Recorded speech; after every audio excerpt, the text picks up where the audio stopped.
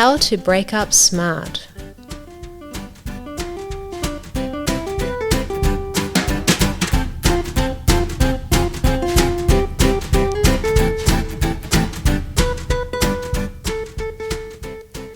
Welcome everybody to Signposts for Living with Dr. Kirsten Hunter. Hello my darling Kristen Coggan, how are you? I'm well, and you? I'm good. We've just been talking about eyes and how I stab myself in my eyes with my eye drops.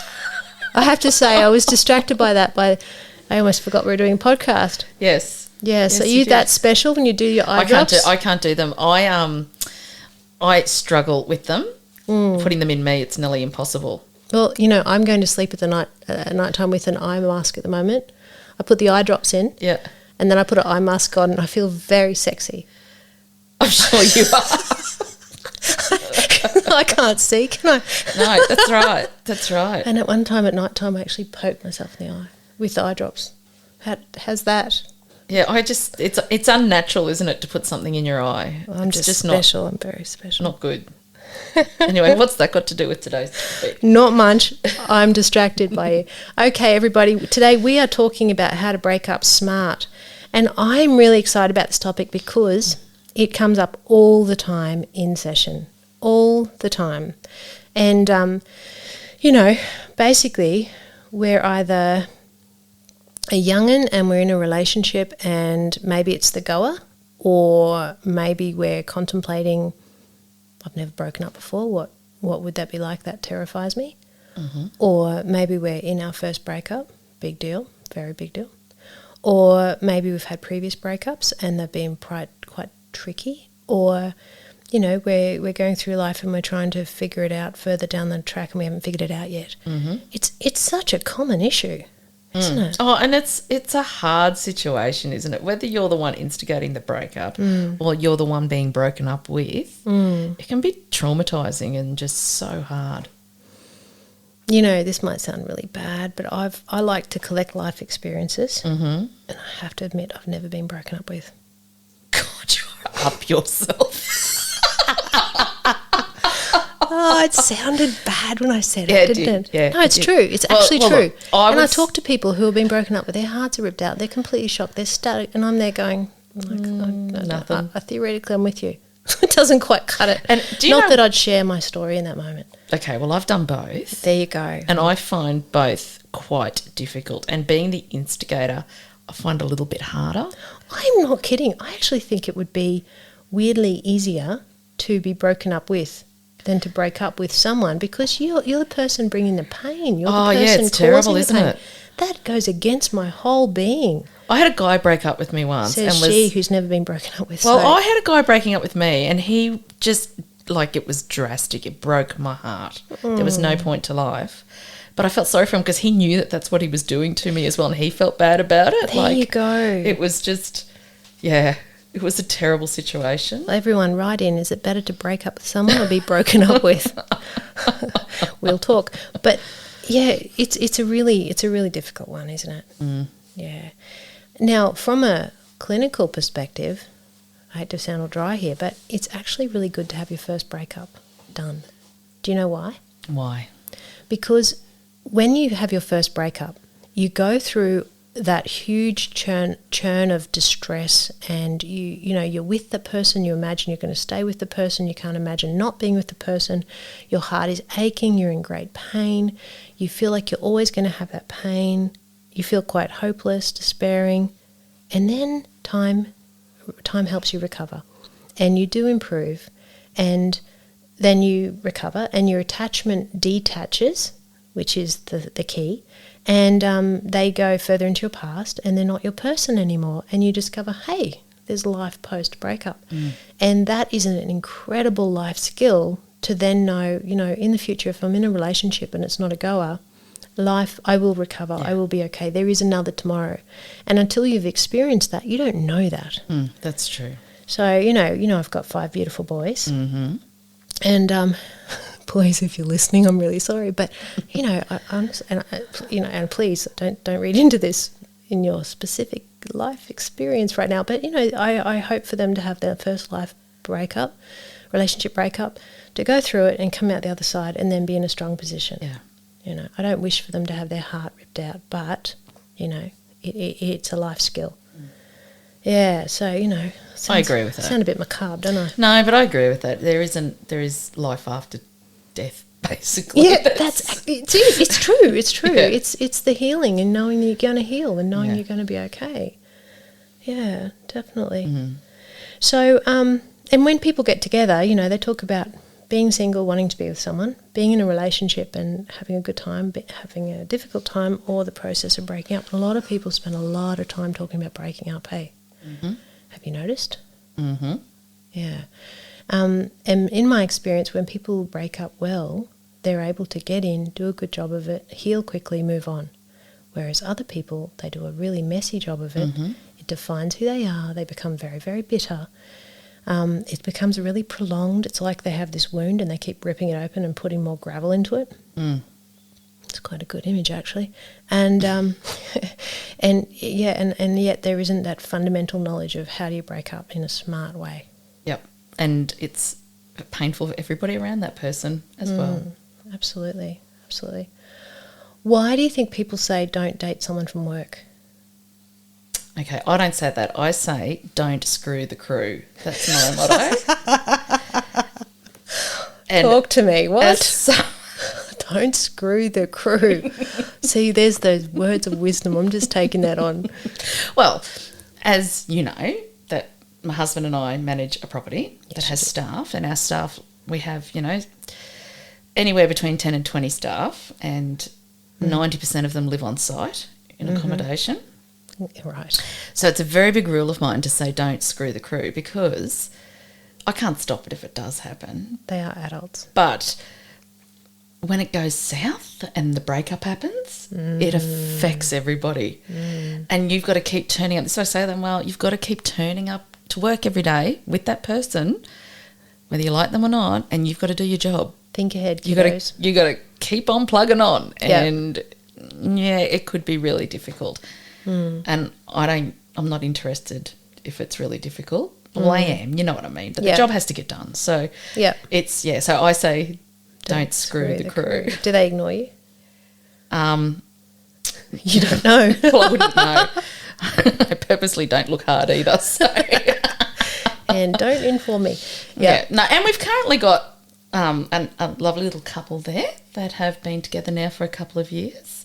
There you go. And I thought, but they've been really smart about it and not moved in together into the same accommodation and stuff like that. So Keeping their space. and they work in different departments in inverted commas. So they've kept that distance, and they have shown it can be done. They have shown that they actually can have problems and it doesn't affect their work. So Yeah. Well, this is going to bring up an issue that we're going to come to in a minute. Okay. Let's go through it chronologically. So first of all, when you break up with someone, Yep.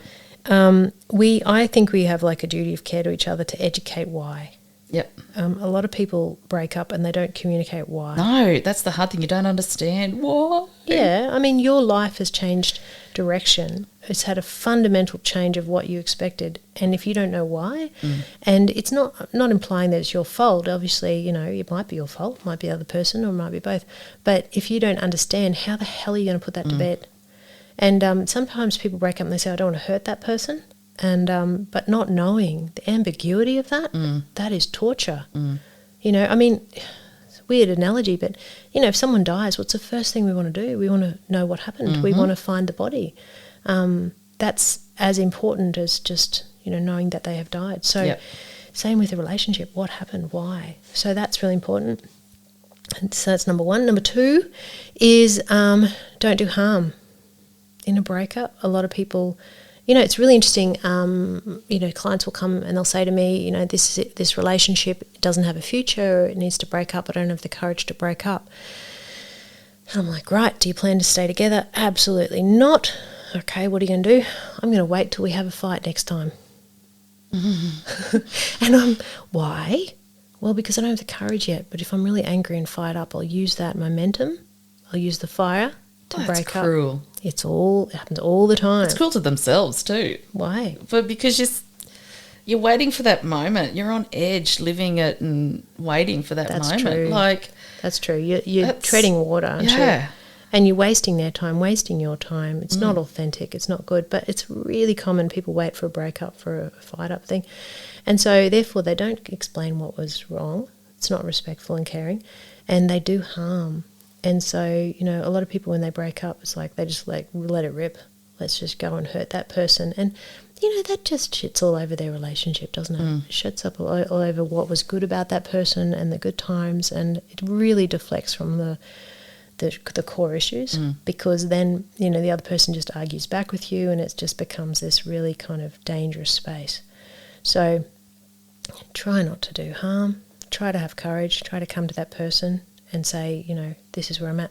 In all probability, this is the third issue. A breakup is not a democratic decision.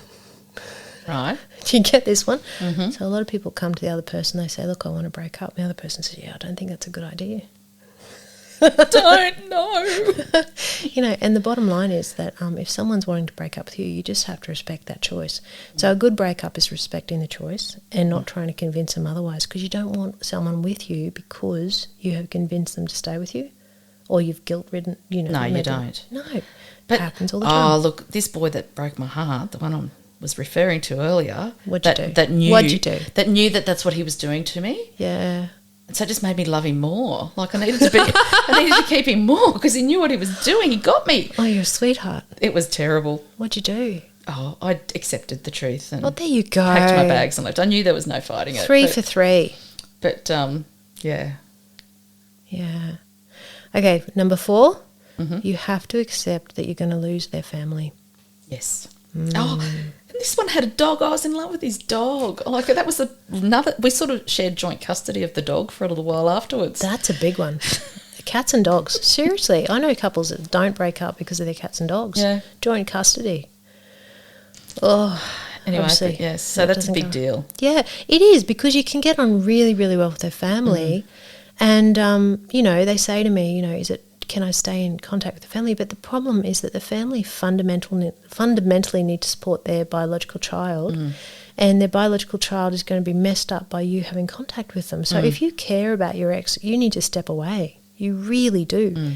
But a lot of people, particularly in our last episode, talked about narcissistic personality disorder, they purposely dive bomb with love their ex's family to take away their ex's family from supporting their ex, and it's a classic move. And devastating. So respect the family. Respect that you can't have it all, you know. And if that person has broken up with you, then it's a double whammy, because you're losing the person you want to be with and you're losing their family. But, you know, you let people have their families. Don't take it off them, basically. Yep. And it's very, on a spectacularly, I've been a psych for 20 years, and I think I can remember one mutual breakup where both parties chose at the same time to break up. Usually there's one breaking up with the other. So, you know, if it is a shared agreement of breaking up, then it is possible to keep the families, because there isn't any of that need for healing. That is true. Okay. Interesting. And it's a really good point, though. Yeah.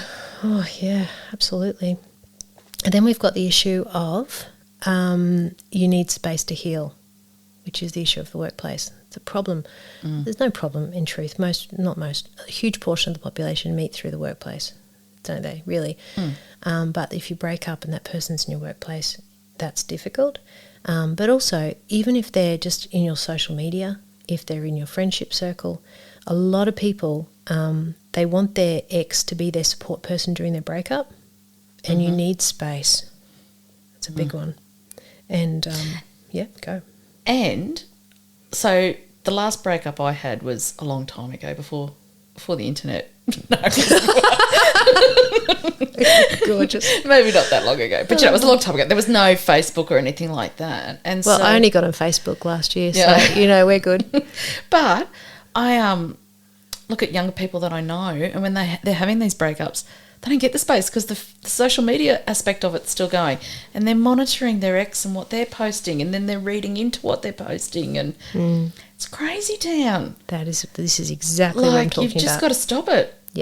Yep. People stay plugged in with their ex via social media, and what that means is that they stay focused in on that person. Now, that person needs to be part of their past. They need to heal. They need to let the scar tissue heal over that, and they need to start to focus on the future, which does not involve their ex. They keep plugging into their ex and finding out their movements, finding out what they like, what they're doing, where they are, who they're with, if they're dating someone, who they're liking. It sounds like I know social media now, hey? You're all over it. I'm so not. But, you know, all that does is it keeps them focusing on the past, and it keeps ripping up that wound. And so then people go and they become, their breakup becomes extraordinarily drawn out and prolonged. They become defined by the breakup, defined by the ex. Then an ugly side of them comes out, which is that sort of jealous, insecure side. It's nasty, achieves nothing. And lots of people it becomes public domain as well. Like, Well, I believe you. I haven't seen it. yeah, no, it's not. Not my world, but You can see it happening, and yeah. what, because they post about each other? Sometimes, yeah. Yeah, that's not or smart. a snide remark that they know the other one will read, or that sort of stuff. Yeah, I've heard about that, where they post things and it's actually about their ex. And It just, there's no let up. Whereas I'm too old. I've never had that. basically, issue. if you want to heal, you know, you've got to have boundaries, which means that and you be respectful. Yeah, absolutely. So that means that you have to stop being in each other's business. You've got to stop monitoring each other. I think you should take each other off social media and just give each other, I say send each other to Alaska. And for all the listeners, we're in Australia, so that's quite significant. If you're in Alaska, send your ex to Australia in your head. But, you know, create a major sense of space and distance, and actually ask your friends, because friends will often say, you know, oh, I saw so-and-so this, or they're doing that, or, you know, they're interested in so-and-so. And you actually have to say, no, I don't want to know that. But I think that's really, really hard, because we are fundamentally really curious about our ex. Especially if you're really upset and you're not thinking straight. So that's it. You're not thinking straight when you're in that broken-hearted phase. No, you're not. And you're so despondent. Yeah, absolutely. You don't know. You've never done it. That's true. Not proud of that. No, but it's true. You do seem to have an understanding of it, though. Well, I do. I've talked to people for 20 years, and I theoretically get it. And I really empathise. I understand what it's like to hurt. I do. Oh, it's horrendous. Yeah. And it's a horrendous thing to do to somebody else. Yeah. And, it really cuts at your core self-worth. You know, this person doesn't want me. Am I not okay? And what's really important is to understand that you can be an amazing person, and that person has just detached from you. They're going in a different direction to you. They might go and pick someone who's not as amazing as you. Or you've got some things to learn. So, hey, how about you go learn them? But that takes emotional maturity and stuff. It does. It's a tough one. It really is. And, you know, I think another really interesting issue is burnout of the support people. You see that. So, you know, you're consumed by it. Your frontal lobe is just spinning. It's in the front of your mind. And it's what you want to talk about, bitch about, complain about, lament about. And your support people are in there listening. They care. They're in there. But maybe not at week 4, 5, 6, 7. It's the same conversation. And that's the truth of it. So, you know, I think if you are doing things to actively reinvest in the wound and the hurt, they're going to be frustrated with you. But if you are putting in the boundaries, making movements forwards, they're going to have a lot more patience to support you. Yes. Yeah. Yeah. But you also have to be very, very careful of the person who just is really they've got an investment in creating the drama, creating the bitching, and actually are enjoying your breakup. Watch out for them as well. And then that brings us to the last point, but you jump in any time. Yes. Self-care. Right. I'm all over self-care these days. Talk to me.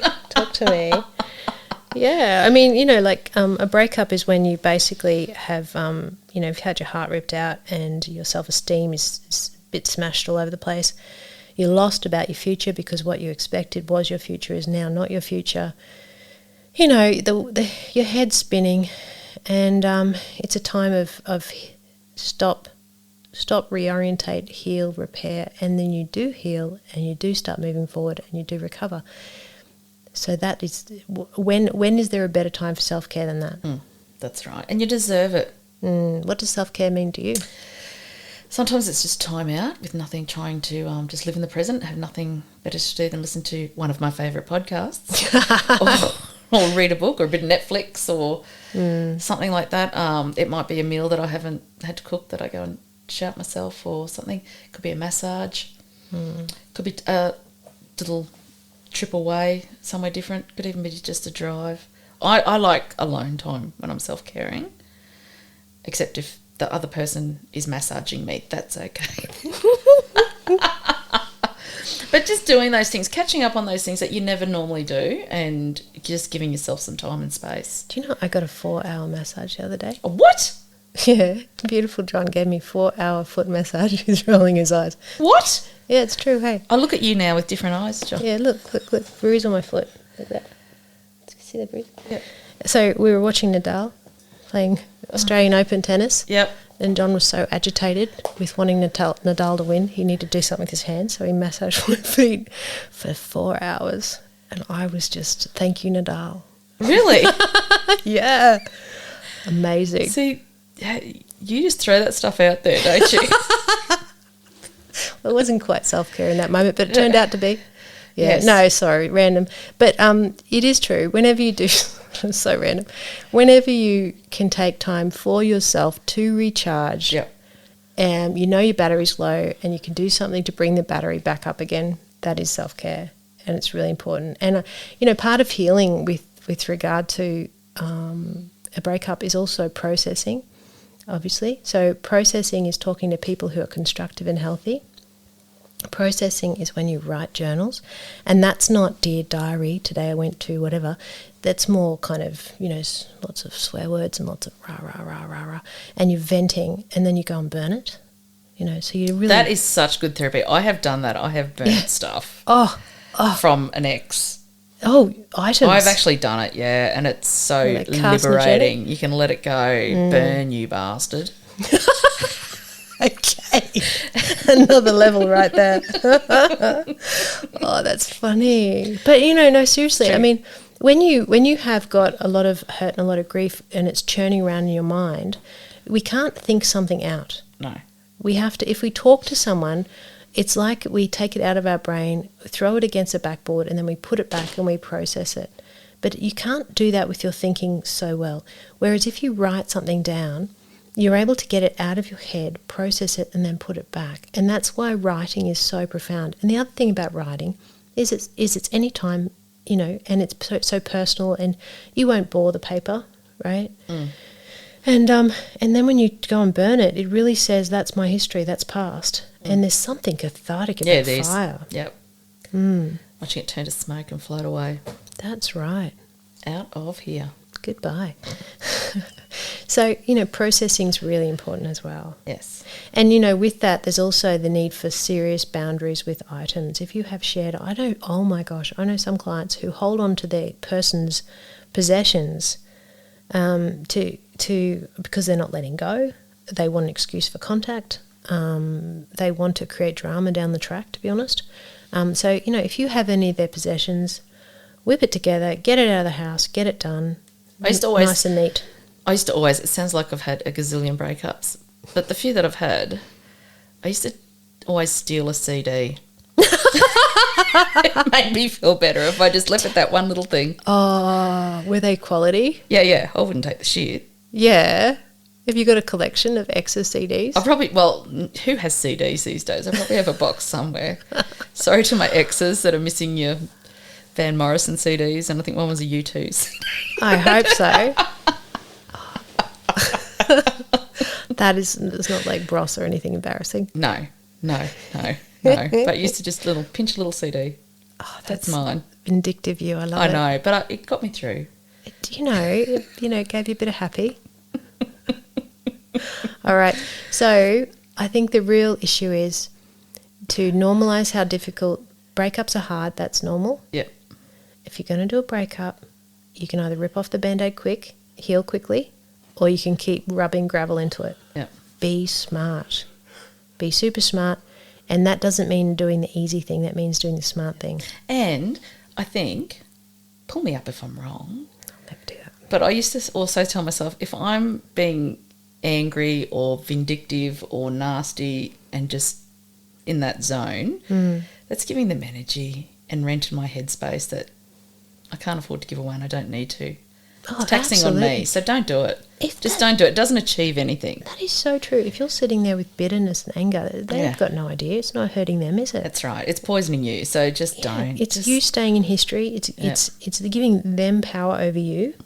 I met this lady, and soccer mum standing around the oval, blah blah, and I don't know how it happened, but she started to talk about how she, her ex and this and this and this and this, and I'm like, oh, that's not good, and and I said, I basically said something that brought the focus to what the timeline was, and it was 10 years ago.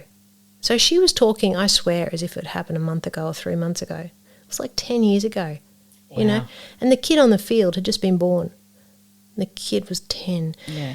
And I'm like, wow, you have just defined yourself. You've given him all this power. You've defined your future life based on whatever wrongs you perceive that he's done to you. And that is just tragic. So, yeah, you're right. And not that you're that example. But, That was not me. I was not the soccer mum. but, yeah, if you can let go of the bitterness, you win. If you hold on to the bitterness, they win. Yeah, they're renting space in your head and they don't deserve that. So Absolutely. Absolutely. putting that into practice takes a little bit of thought, though, in the moment. But it is important to think about Well, it. I think that's a really good point. Everything we're saying is if you're going to be super smart, we're also human and we're very messy. Yeah. We get a lot wrong. And particularly in the first breakup, we tend to get a lot wrong. So, I thought of something else. Of course you did. I'm so sorry. Pride. Oh, yeah. Big one. So when we're going through a breakup, when we're in a relationship that's not working, our family will come along and nudge and often say, hey, what are you doing? Don't know if this is really great, or maybe these are issues. Or you've had a problem, you've come to them, had a bitch to them about it, and they've gone, yes, absolutely, I agree. And then you've got back together with them. Yes. Yeah. And then you're the family's the bad guy because they've said these bad things or agreed. Oh, my gosh. Yes. But you know what? The truth is, yes, family can be wrong and they can have their issues, but they can often be very, very right. Yep. They care for you, they love you, I hope, and they're more objective and they can see what's happening. And so there you are in a relationship. Family's been warning you. You wake up and realise, oh, shit, the family's right. Yep. And you've got to suck in the pride and you've got to say, okay. Yep. Yeah. And I know a lot of people who stay in a dysfunctional relationship because they can't face that their family's right, or they have one of those archaic concepts of I made my bed, I'll sleep in it. Mm-hmm. I'm sorry, if I make a really horrible meal, I'm not just going to keep eating it. I'm going to say, I screwed up. Let's learn, right? Let's go and get KFC. No. Oh, No, I know what you seriously, mean. any example, Look, it's but- getting silly now. Yeah. No, but so that's another big issue. Often we have to just be able to say, yeah, okay, thanks, family, Yep. cool. I'm now on the outside, I can see it, thanks, let's all get on the same team. Comes up all the time. I think that's all of the hot tips. The red hot tips. I think there's always more, but they're the big ones. Yep. Sounds good. Mm-hmm. Yeah, so we'll Does. just get our kids to listen to this podcast Yes. and we'll be good. Yes. What do you reckon? Yeah, that's a really good idea. How are you going to be when your kids have their first breakup? I'll probably cry with them Yeah. and try and be comforting and Just don't bitch too loud about But- their exes. yeah, and just try and do what we've just talked about. Like it goes on. You're going to wake up one morning and it's not going to be as painful as what it was the day before, and you're going to keep going and get momentum with that. You will and it will recover. be okay. You will be okay. You'll be astounded at how quickly we heal. The heart detaches. The attachment that holds on lets go. Yes. You will let go. They will become part of your history. Yes. Yes. This is correct. There you go. Well, we've all set as parents. We can just give this to our kids. We're good to go. Darling, can you do the All right. honour? I can. Oh, and everybody, the books are the out. books are out. Signpost. And do you know the name of the 6 books? I do. Don't, Book 1. Do you? I do. Oh, it's written in front of you. Piece of paper. Book 1, Control Your Consciousness. Book 2, Understand Myself. Book 3, Awake to Now and Living with Purpose and Passion. Book 4, Understanding Others. Book 5, Parenting. And Book 6, Nailing Being an Adult. The whole point of that is there's 6 books in the set. So it's a really important point. Yes, well, we had to cover everything, and they're the areas that kind of grouped up. Yes. So there's 205 areas covered across 6 books, and everyone keeps asking me my favourite. I can't do that. I don't know. It's like saying which of your children's your favourite. Don't do that.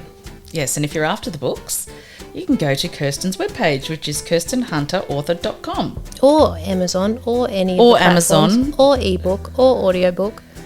Sorry. Right. Okay, shut it's up, me Vicky. now. Be quiet.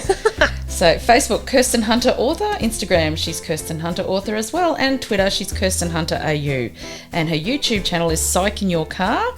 And this podcast, which is the best bit, is Signpost for Living with Dr. Kirsten Hunter. And Kristen Coggan. And Kristen Coggan. Hey, thank you, darling. No worries. Thank you. See ya. Bye.